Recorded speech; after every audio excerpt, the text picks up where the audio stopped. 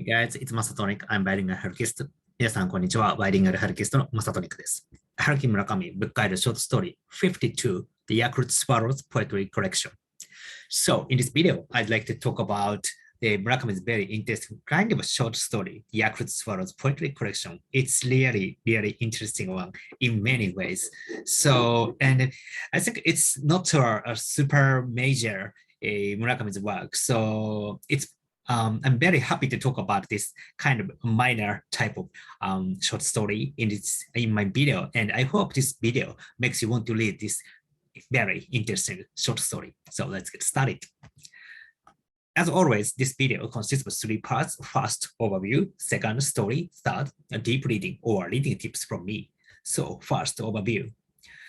This story is contained in a short story collection, which is called First Person Singular. It's published in 2021, April. And simply, this story is Murakami's kind of biography with love of baseball. So it's kind of a very weird way to put it. So kind of means Murakami basically wrote or talked about his life through the love of baseball. So obviously Murakami loved baseball. So it's started back to his very early stage. I mean, when he was a child, he started to love baseball, and after that he keep on watching. Went to stadium and watching baseball in live game, and then through the current stage of life, he keep on loving baseball. So in Murakami's perspective, talking about or writing about baseball indirectly, but means lead to talking about Murakami's life itself. So in a way, I could say this is a kind of Murakami's biography. So, and then naturally, this is how to define what type of writing this work is.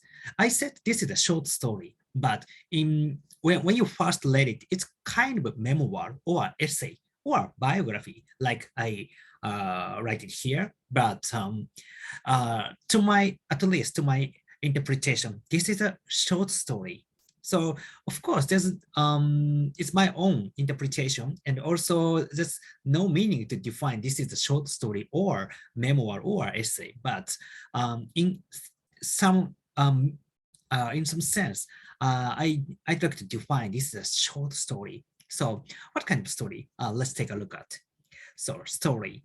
And the story, it's hard to say about story because at least this short work is written by the, formers of essay or memoir. So in a way, it's a compile of so many Murakami's personal episode of his own. So not how to say, sometimes it, in some ways, it's very difficult to say this is a story, but there's some episode he write about. So I'd like to quote some episode. The first, his first memoir of Sankei Atoms at Zinc Stadium. So Sankei Atoms is used to exist in the Japanese professional baseball team. And nowadays, the team called Yakult Swallows, which is titled for this story. And back in Murakami's younger days, the Yakult Swallow is called Sankei Atoms. And then this team, its home ground is Jingu Stadium. So Jingu Stadium is located to very near place to where Murakami used to live. It's located in kind of center of Tokyo and very close to Shinjuku. And much more precisely, JR Sendagaya Station is the nearest one. And also nowadays, it's very closest place to a stadium for Tokyo Olympic. So, and then there's a Jingu Stadium, and then at that stadium is kind of, very special place and the kind of holy place to Murakami's fan, because when he watching baseball game at Jingu Stadium, especially for support for Sankei Atoms, and then some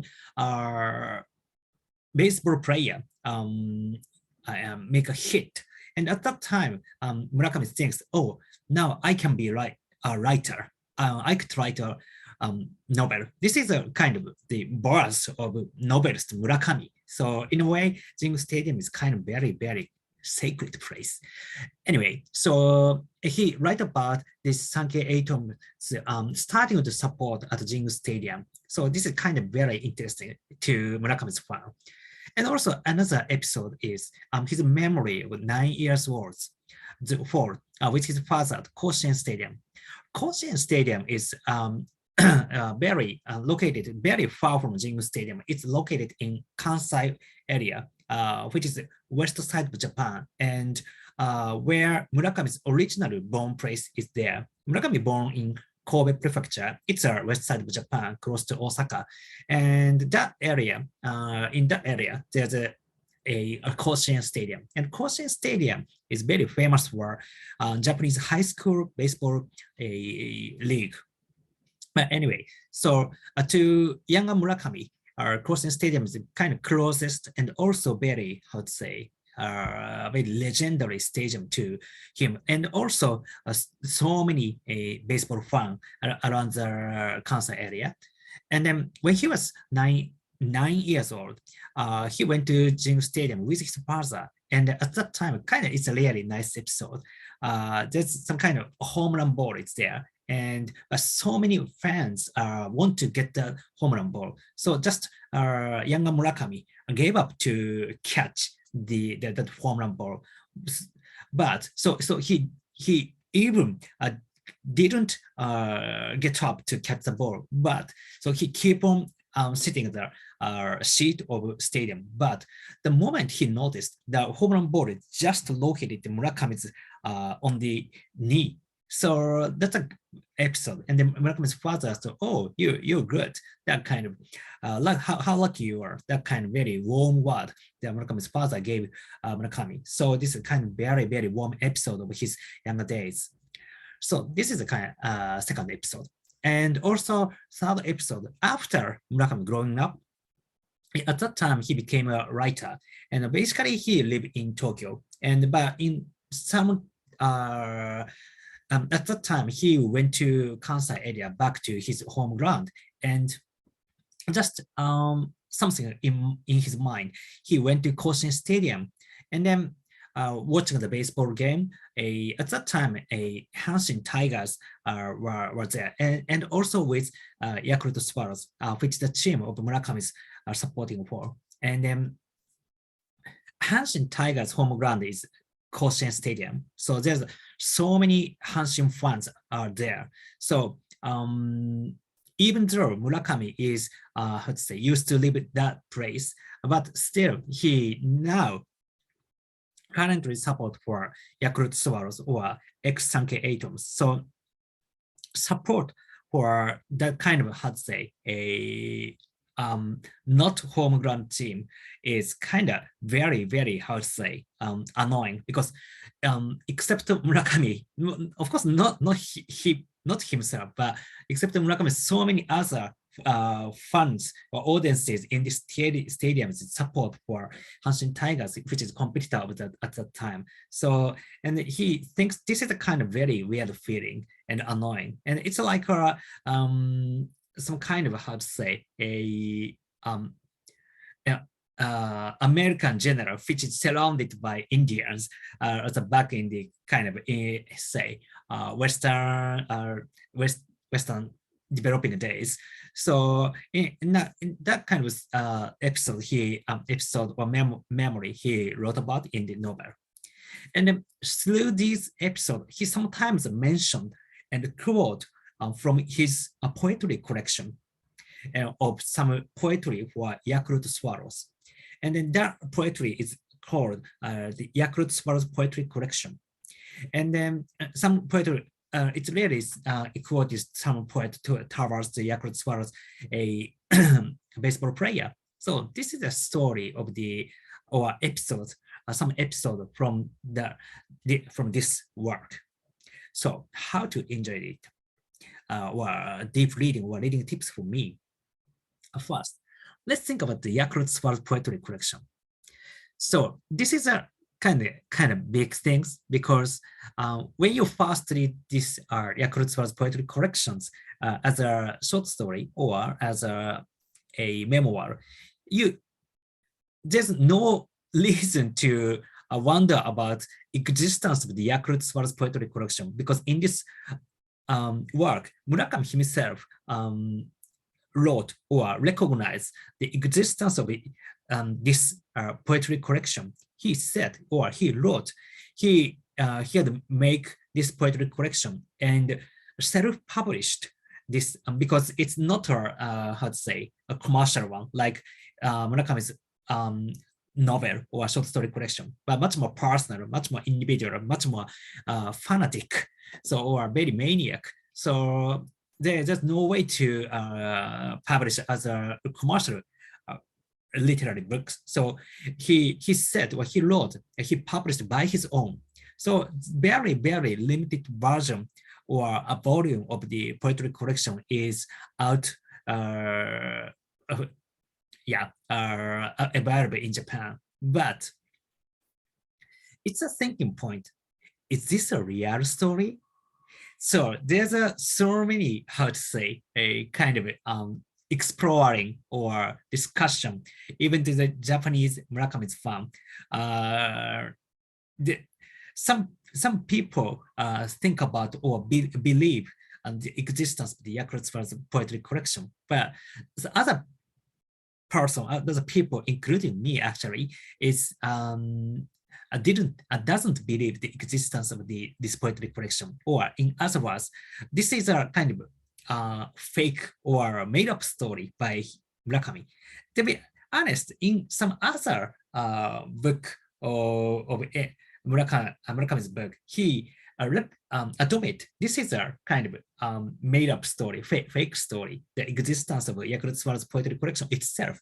But even so, some people think that is also kind of a double fake. It really exists, this poetry collection, but he simply just didn't admit. Some people think about that way. But my understanding, or at least my perception, is this is a kind of fake story that exists. The making poetry collection and the self-publishing is kind of made up story, I think. And then, but that's the reason why he write about this kind of short story as a short story by using this kind of how to say, non-real or imaginary poetry collection, that itself adding some nuance, or how to say, it's my kind of own perception, kind of adding a powder of a, how to say, novel's magical atmosphere or magical power by using the this kind of made up a poetry collection, imaginary poetry collection. So that's my perception. But this is my suggestion to you. Let's think about why is the Yakult Swallows Poetry Collection is really exist or not, or and then whether if answer is no or yes or no. But this how to say, let's think about the meaning of the Yakult Swallows Poetry Collection itself. It's kind of very interesting way, or very deeply you can enjoy this story. So second one, let's watch Fort Apache. And why this Fort Apache suddenly appeared? It's kind of weird. And as I mentioned in the previous part, when Murakami visited Koshien Stadium after growing up, and he felt this is a kind of same feeling of American general surrounded by Indians, Native Americans. It's like Murakami imagine that situation a little bit like Fort Apache or some kind of movies thing. And then actually Fort Apache is in other Murakami's work also mentioned That is Blind Willow Sleeping Woman. In the other short story, Murakami or narrator mentioned about photo patch as well, and some character mentioned about. So Murakami himself maybe some very personal interest in this movie. So in Blind Willow and Sleeping Woman, photo patch is kind of very, how to say, important role in that novel. This movie have. So in same way, this could be some nuance or very important role even in the Yakult Swallows Poetry Collection. So let's think and if you are not watching photo patch, actually to be honest, me myself, let's watch this movie. It's another way to deeply enjoy this work. And finally, let's enjoy a dark beer. In the very final part of the story, Murakami enjoying a dark beer in the Koshien Stadium. And then in Japan, dark beer is not something super major beer type of beer. In Japan, maybe first choice could be a lager type of beer, or in these days, so many variety of beer is kind of available and popular in Japan. But first perception to the Japanese majority of beer person is maybe lager beer. So dark beer is not something could be a first choice, but still Murakami personally like dark beer. And then that, let's say, existence of dark beer compared to lager beer is maybe Murakami himself implies his creation, his works style is something counterpart to major literary or literary collection. Murakami's novels were something like dark beer type of existence or position they might have. Maybe Murakami implied the situation. I don't know, but that's my only perception. But anyway, I like dark beer as well. So let's enjoy dark beer with reading this very interesting short work. So that's it. Thank you for watching. So I hope, like I said, this video want you to make you to want to read this very interesting Murakami's work. It's really my pleasure. And also, if you like this video, I would appreciate if you subscribe my channel. Right. So thank you for watching again. Let's see next video. Until then, see you. Bye.